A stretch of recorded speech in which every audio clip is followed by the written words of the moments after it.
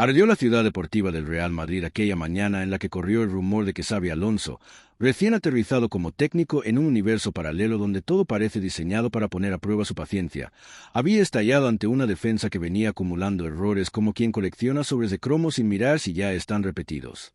Lo curioso es que nadie sabía exactamente qué había pasado, solo que del interior del vestuario salió un aire caliente, casi volcánico, como si alguien hubiese decidido reordenar las certezas tácticas a golpe de voz y mirada fulminante. Algunos juraron haber escuchado la frase: «Esto así no se puede seguir», aunque ya sabemos cómo funciona la acústica del fútbol, capaz de convertir un susurro en trueno. Lo mejor de todo es que lo que empezaba como un rumor difuso se transformó, en cuestión de minutos, en relatos dignos de un drama épico. Nada sorprendente en un entorno donde las interpretaciones vuelan más rápido que los contragolpes. Y ahí, en ese torbellino de versiones, empezó a tomar forma una idea exagerada y casi teatral: que Xavi estaba harto de la defensa, y que los nombres de Rudiger y Asensio resonaban como si fueran piezas que el entrenador estuviera dispuesto a mover fuera del tablero. Por supuesto, esto era más un reflejo del imaginario colectivo que de una realidad contrastada, pero bastaba para encender la imaginación de los aficionados, clavados a sus pantallas como si se tratara del episodio perdido de una serie que todos daban por concluida. La narrativa que se fue tejiendo tenía fuerza porque tocaba fibras sensibles. La defensa, después de todo, es esa parte del equipo que pasa de ser heroica a ser culpable en cuestión de segundos. Un despeje brillante y todos aplauden. Un mal paso y parece que se abre la tierra bajo los pies del jugador.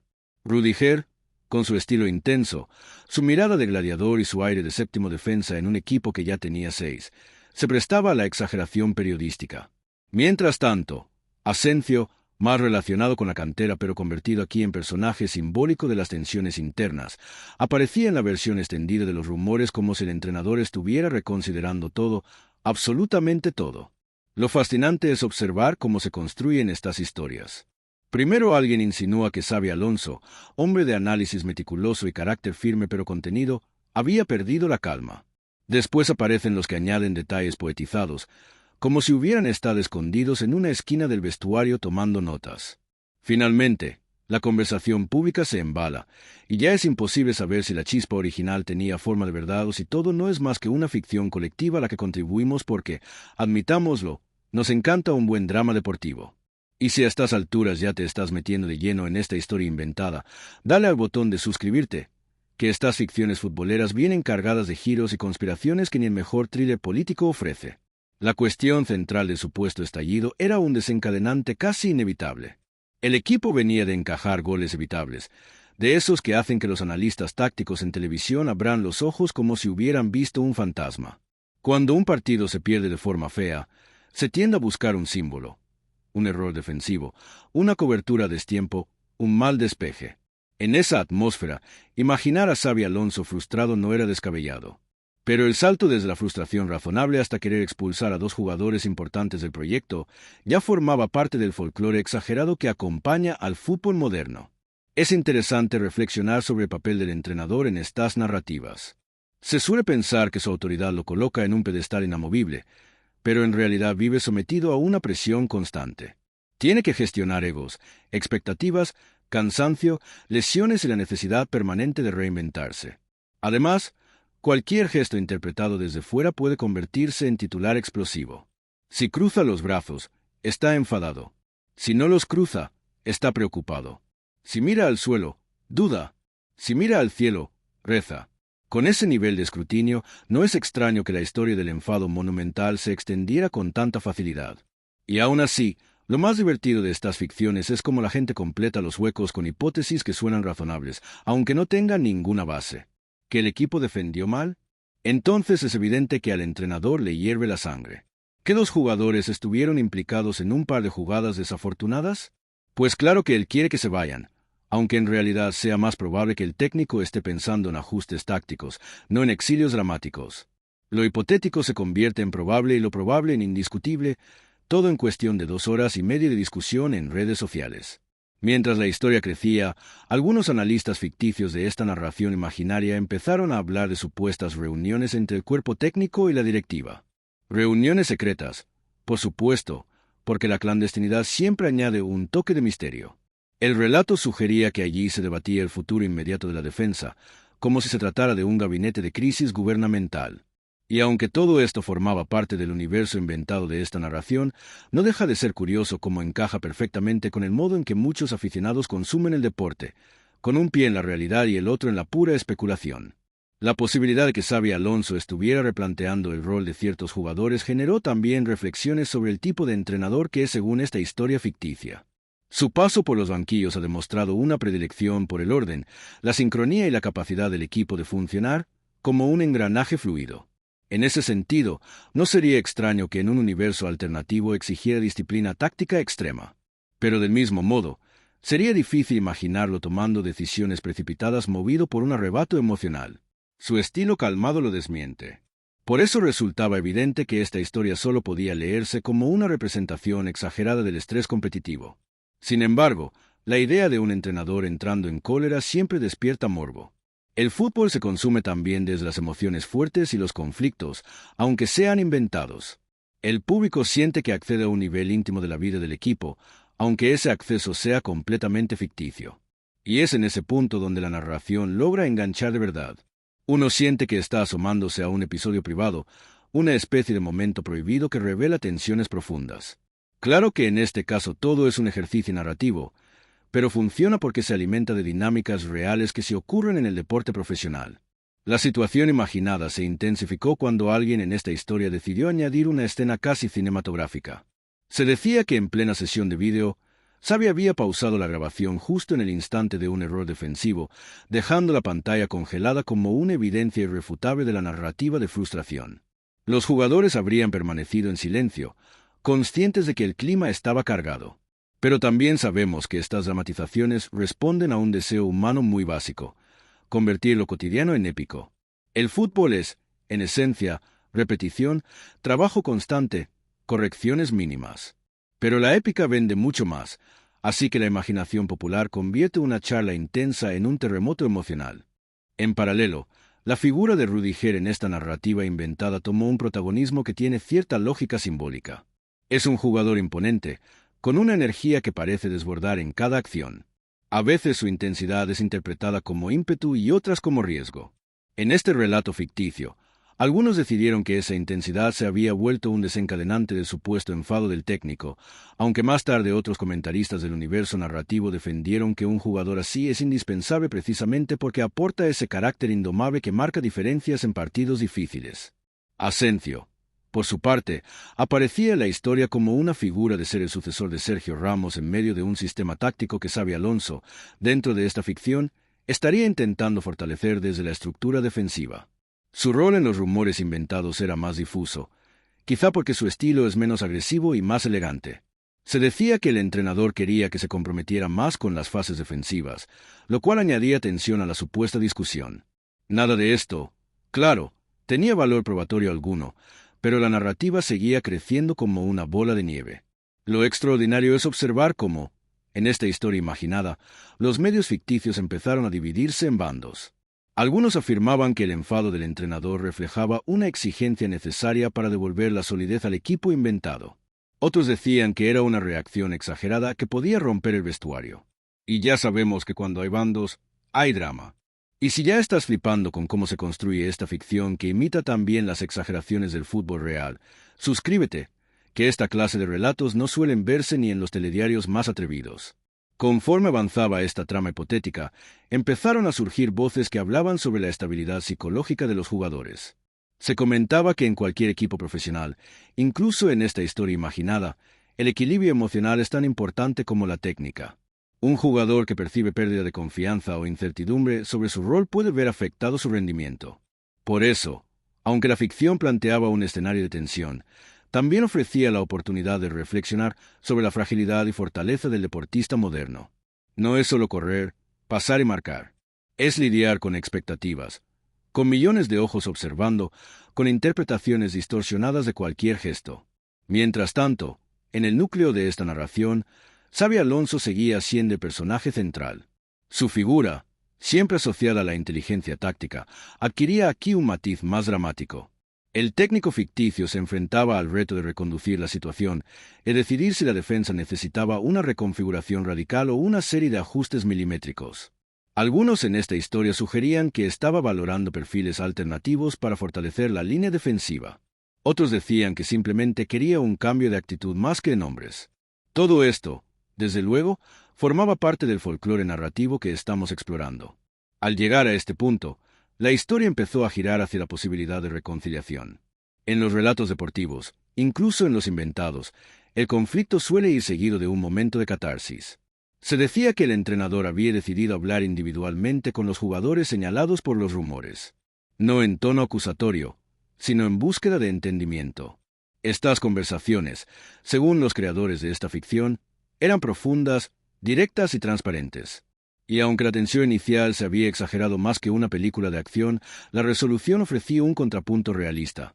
La comunicación es la base de cualquier equipo funcional. El supuesto encuentro con Rudiger en esta historia tomaba un matiz casi humano. Ambos, entrenador y jugador, entendían que la intensidad del central era parte de lo que lo hacía valioso. El reto estaba en canalizarla. En este universo ficticio, Xavi le explicaba cómo su energía podía convertirse en liderazgo defensivo, siempre que se ajustara a los principios tácticos del equipo. Rudiger escuchaba, asentía y añadía algún comentario firme pero respetuoso, porque incluso en la ficción vale la pena mantener cierta integridad narrativa. La charla con Asencio era diferente.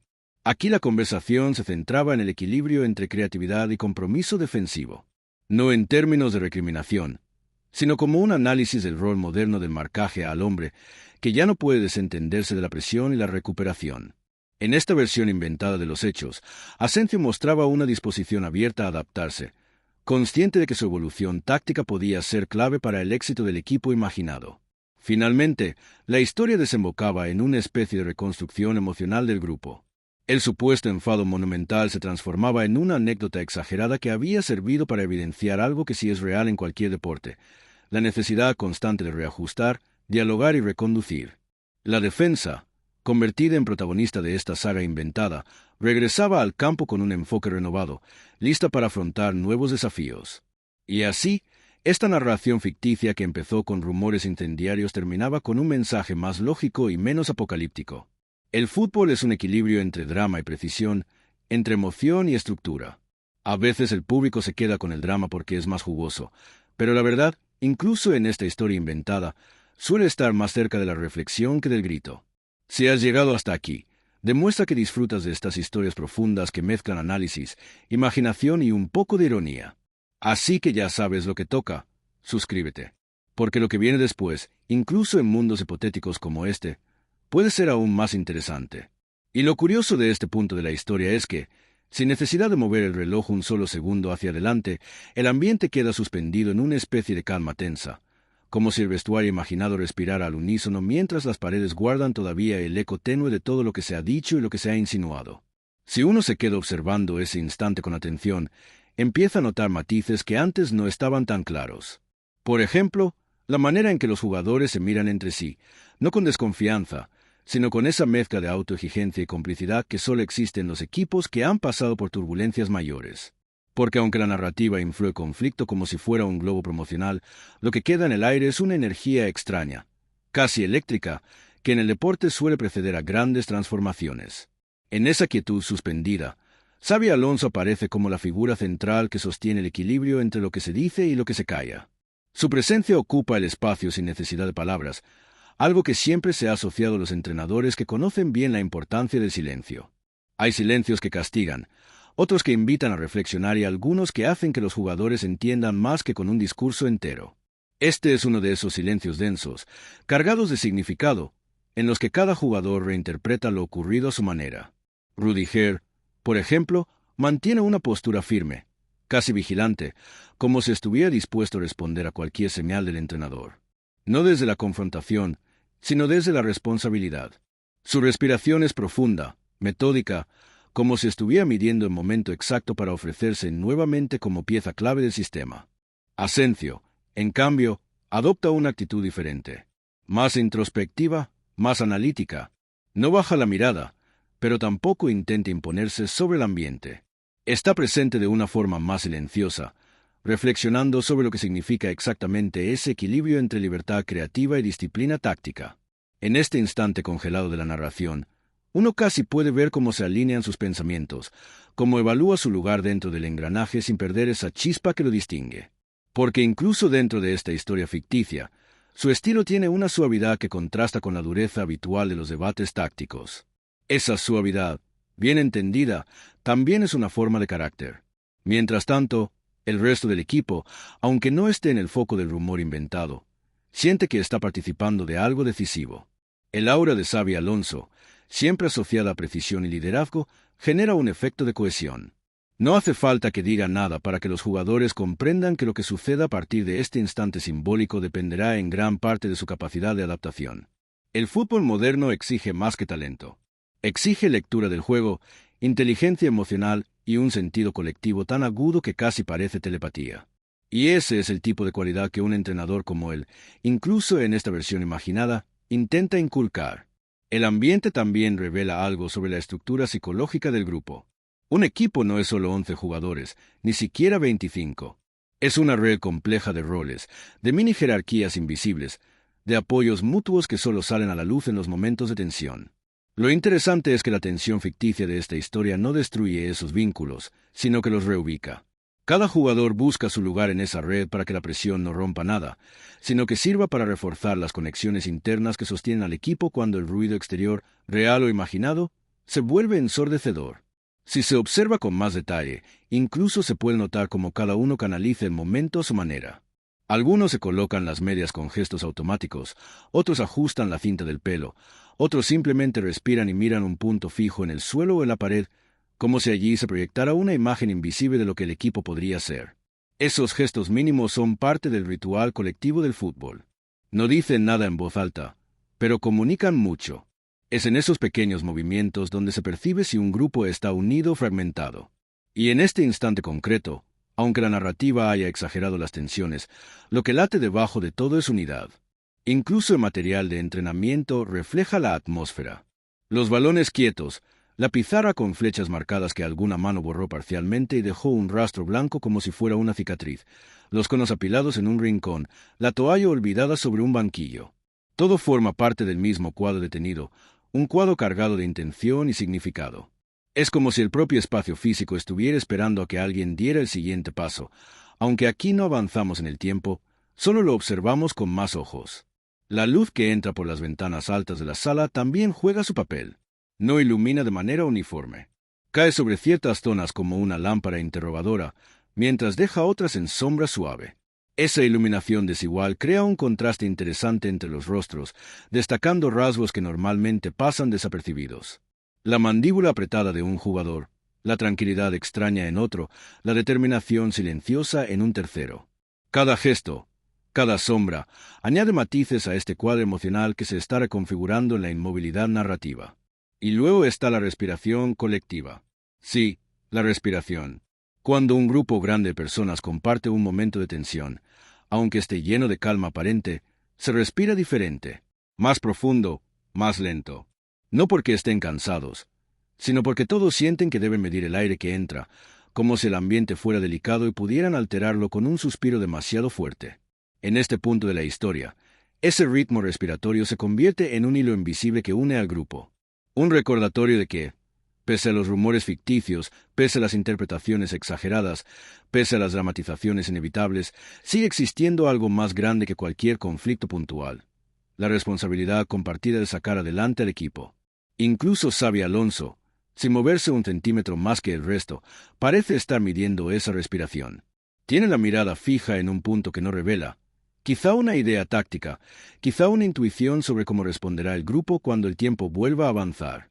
Su postura transmite firmeza contenida, una especie de autoridad tranquila que no necesita elevar la voz. Si la autoridad se midiera en decibelios, la suya sería silenciosa, pero intensa. Lo suficiente para que cualquier jugador, incluso en esta historia ficticia, lo siga sin dudar. Lo fascinante es que este instante detenido permite ver con lupa algo que muchas veces se pasa por alto: la convivencia entre tensión y confianza. Porque sí, puede haber debate, presión, incluso momentos de desencuentro, aunque aquí sean imaginados. Pero debajo de todo eso late una convicción compartida de que cada uno tiene un lugar en el sistema. Y esa convicción rara vez se rompe. Se puede agrietar, sí, pero siempre queda un núcleo duro que permite reconstruir. Es en ese núcleo donde la historia encuentra su solidez. No en los rumores que volaron, no en las interpretaciones incendiarias, no en las especulaciones exageradas que metieron a Rudiger y Asensio en el centro de un huracán ficticio, sino en esa base estructural que sostiene al equipo incluso cuando la narrativa se vuelve grandilocuente. Ahí es donde realmente se mide la fortaleza de un grupo, en esa parte invisible que no sale en los titulares y que solo aparece claramente cuando el tiempo parece congelarse justo como lo estamos observando ahora. Y mientras todo sigue detenido, respirando, esperando, tú y yo seguimos analizando este instante como si estuviéramos dentro del vestuario. Y si a estas alturas te está gustando esta inmersión en la psicología y el alma del equipo dentro de esta ficción deportiva, ya sabes, suscríbete, que todavía hay mucho por explorar en este universo donde cada detalle tiene un peso y cada silencio cuenta. Y lo más llamativo de este momento suspendido es que, cuanto más lo observas sin mover un solo milímetro la flecha del tiempo, más capas empiezan a revelarse como si el vestuario imaginado fuera una especie de microscopio emocional gigante donde cada gesto, cada sonido y cada sensación adquiere un significado mucho más profundo del que tendría en movimiento. Aquí, en esta quietud casi ritual, el aire parece cargado de pequeños mensajes que no se pronuncian pero flotan, mensajes que los jugadores interpretan sin necesidad de palabras, como si todos compartieran un código secreto que solo se activa cuando el ambiente alcanza esta densidad. La temperatura del lugar, por ejemplo, es un detalle que suele pasar inadvertido, pero en este instante detenido se vuelve protagonista. No es fría ni cálida, sino ese punto intermedio que solo se siente en espacios donde se ha mezclado la tensión con la concentración. Una especie de neutralidad térmica que no incomoda, pero tampoco relaja. Es un clima que acompaña el silencio sin atenuarlo, que permite que cada respiración suene nítida. En esa temperatura contenida, el sudor del entrenamiento anterior se ha secado lo justo como para que las camisetas, colgadas en los percheros metálicos, parezcan piezas de un museo futbolístico esperando ser estudiadas. Incluso los sonidos, o más bien la ausencia de ellos, adquieren una textura diferente. El leve zumbido distante de un aparato eléctrico, quizá una máquina de climatización, actúa como un telón de fondo casi inaudible, pero suficiente para evitar que el silencio sea absoluto. El roce minúsculo de una bota contra el suelo, el crujido débil de un asiento de plástico cuando alguien cambia el peso del cuerpo, todo resuena como si el ambiente estuviera en modo de escucha ampliada. Y esa amplificación hace que cualquier gesto, incluso uno tan simple como ajustar el vendaje de un tobillo, parezca cargado de intención. En uno de los bancos, el botellero con las bebidas isotónicas espera como un recordatorio involuntario de que el cuerpo siempre está presente, incluso cuando la mente está absorta en pensamientos estratégicos. Algunos jugadores miran esas botellas sin tomarlas, como si en ese instante detenerse a beber rompiera el delicado equilibrio emocional del momento. Otros las ignoran por completo, enfocados en una especie de meditación silenciosa que cada uno gestiona a su manera. Hay algo casi espiritual en esa contención, como si el equipo entero estuviera preparando un ritual de reavivación, pero sin necesidad de moverse. El olor del vestuario también juega un papel fundamental. No el olor desagradable que la gente imagina cuando piensa en espacios deportivos, sino una mezcla más compleja. Un aroma tenue a hierba impregnada en las botas, el ligero toque metálico de la transpiración seca, el perfume suave del detergente que se usó para lavar la ropa del equipo, un rastro casi imperceptible de magnesio de manos de algún jugador que lo usa para mejorar el agarre. Todo eso forma un paisaje olfativo que, aunque sutil, dice mucho sobre el lugar y sobre quienes lo habitan. Es el tipo de olor que alguien que ha vivido muchos vestuarios reconocería al instante y que, en un momento como este, se intensifica solo porque se le presta atención. Hasta la disposición de los objetos parece tener un mensaje escondido. La pizarra táctica apoyada sobre la pared, con sus líneas semiborradas y restos de cifras que ya no se pueden descifrar del todo, se convierte en una especie de reliquia del pensamiento del entrenador. Como si en ese rectángulo blanco quedaran atrapadas decisiones, dudas, ideas que no llegaron a formularse y otras que se descartaron al instante. La brocha magnética negra descansa en el borde inferior, no caída ni colocada con precisión, sino en ese punto intermedio que revela prisa contenida o reflexión interrumpida. Los guantes de portero tirados en un rincón añaden otro matiz. Su presencia silenciosa recuerda que incluso aquellos que no estuvieron directamente implicados en los rumores ficticios también forman parte del sistema emocional del equipo. El portero, siempre en la frontera entre la soledad del arco y la colectividad del grupo, suele ser un termómetro perfecto del estado mental del equipo. Aunque aquí no avance el tiempo, Su simple ausencia en el foco narrativo aporta un equilibrio interesante, como si su rol consistiera en sostener desde la sombra lo que otros llevan en el centro del escenario. Rudiger, aún inmóvil dentro de este cuadro detenido, deja ver detalles que antes se escapaban. Sus manos, por ejemplo, grandes, fuertes, con esos nudillos marcados que hablan de un jugador que no solo compite, sino que pelea cada balón como si fuese una apuesta personal. Pero ahora esas manos no muestran tensión, sino un tipo de serenidad férrea. No hay crispación, no hay frustración. Solo una firmeza tranquila, como si estuviera recordando mentalmente los principios que lo han llevado a ser el jugador que es. Su mandíbula, aunque marcada, no refleja dureza sino determinación. Y sus ojos, normalmente alertas como si siempre hubiera un delantero a punto de escapar, ahora observan un punto indefinido del suelo en un estado de concentración casi meditativa. Asencio, por otro lado, muestra otra forma de estar en el mismo instante. Su postura revela armonía. Tiene las piernas relajadas, los hombros sueltos, pero la mirada encendida. Esa combinación poco habitual expresa un equilibrio entre introspección y motivación. Su respiración es más ligera que la de Rudiger, más suave, más acompasada. Y si uno se fija lo suficiente, puede notar cómo sus dedos tocan la palma de la mano de forma intermitente, un gesto casi imperceptible que suele aparecer cuando alguien revisa ideas internamente sin que nadie lo note. No es nerviosismo, es evaluación silenciosa. El resto del equipo también contribuye con pequeñas señales. Uno se ajusta la muñequera con movimientos precisos, como si necesitara recordar la sensación familiar de algo firme rodeándole el brazo. Otro acomoda sus tacos en el suelo, empujándolos y girándolos para sentir su estabilidad. Otro respira profundamente mirando el techo, quizá para liberar una tensión que no quiere que se note. Son detalles diminutos, casi teatrales en su sutileza, pero que juntos generan una vibración colectiva que prepara al grupo para lo que venga, aunque aquí no venga nada todavía. Y allí, justo en medio de esa quietud cargada de significado, sigue Xabi Alonso, con su presencia magnética, con ese equilibrio exacto entre firmeza y serenidad, con ese liderazgo que no necesita dramatizarse para ser evidente. La luz cae sobre él de forma particular. No lo ilumina por completo, pero sí destaca el contorno de su figura, como si el espacio le reconociera de forma natural. Su mirada no se mueve, su postura no cambia, pero lo que transmite sí se expande. Es una especie de gravedad emocional que ordena el ambiente sin imponerlo. Y mientras todo esto permanece congelado, sin un segundo transcurrido, sin un gesto añadido, sin un ruido que altere la escena, la sensación de profundidad crece. Como si cuanto más se observa este instante, más mundos internos se revelaran en cada jugador, en cada objeto, en cada sombra, en cada respiración. Y si estás disfrutando esta inmersión microscópica en el alma del vestuario dentro de esta ficción, recuerda que puedes suscribirte para no perderte los siguientes viajes a estos momentos que parecen simples, pero esconden universos enteros cuando sabes dónde mirar.